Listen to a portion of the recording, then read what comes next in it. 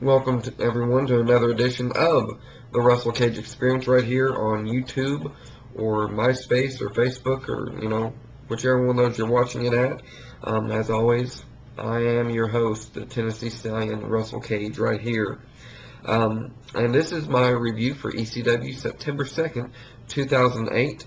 And we start the show off with the dirt sheet. And all members of the championship scramble match are on the dirt sheet tonight. And so we have Mark Henry and Matt Hardy, Finley, Chavo Guerrero, and of course Miz and John Morrison in there. Um, and they poke fun at, let's see, they poke fun at Mark Henry's weight, talking about a belt extender, Chavo's music, Finley's heritage. They didn't make fun of Matt Hardy because, one, they didn't get a chance to, and two, he would have kicked their butt anyway. So, but anyway, Morrison, saying he's disappointed that he's not in the championship scramble, that sort of thing, that brings out everybody. Then a brawl breaks out between all the participants. The faces basically clear the ring, with help from Tommy Dreamer and Evan Bourne who come out. So, looks like they're really starting to try to get Evan Bourne in the main event spot even more, possibly, so we'll have to wait and see where that goes.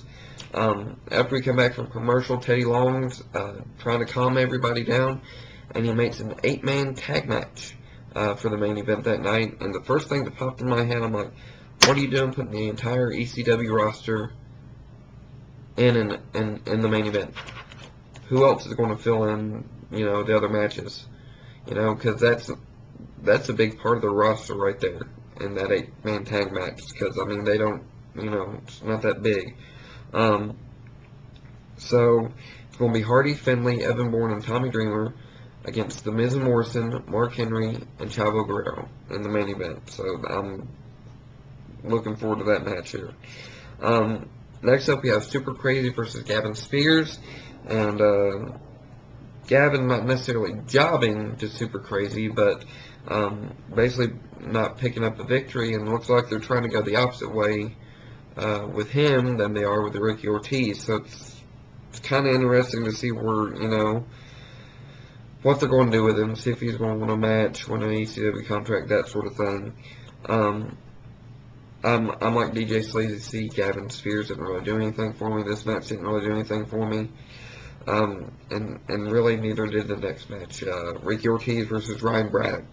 I know there's a lot of Ricky Ortiz fans out there, they got the towels and that sort of thing. More power to you for liking him. He just doesn't do anything for me. I really don't find him all that entertaining. But Ricky Ortiz picks up the victory with his Ultimate Warrior Splash, as I like to call it. He calls it the Big O. So, yeah. And finally, we have our 8-man tag match. Matt Hardy, Evan Bourne, Tommy Dreamer, and Finley versus Miz and Morrison, Mark Henry, and Chavo Guerrero. Hardy, Evan, Dreamer, and Finley picked up the victory here. And this was actually a good match. I enjoyed the match, especially the finish to it. How everybody, basically what happened, Evan Bourne hit his shooting star press. Then he tags in Tommy Dreamer, who does a top rope splash of his own, who tags in Finley, who does that little sit down, jump on your stomach thing that he does. I really don't think that has a name yet. I don't know. Then Finley tags in Matt Hardy, who hits the twist of fate, pins Mark Henry, picks up the victory. Good match. Good back and forth action. And honestly, it was an entertaining match. Overall, ECW, the only good thing that I thought came out of ECW,